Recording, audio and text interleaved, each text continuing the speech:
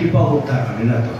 இவர் கேட்டதோ நம்மள மாதிரி உணவு உடையும். ஏன்னா எமக்கு இருக்க சோர்ஸ் என்ன, நமக்கு பைக்காக இருக்குது, வீடாக இருக்குது, பேங்க் டெபாசிட்டாக இருக்குது, ஒரு கோலும் ஒரு தடி இருக்குது. இதை வச்சு கத்த இருந்து கொடுப்பாரு, சாப்பாடும் ட்ரெஸ் தான் கொடுப்பாரு. இதை கொடுத்துருந்தாரே நான் இதை கட்டுவேன்னு சொல்லிட்டார்.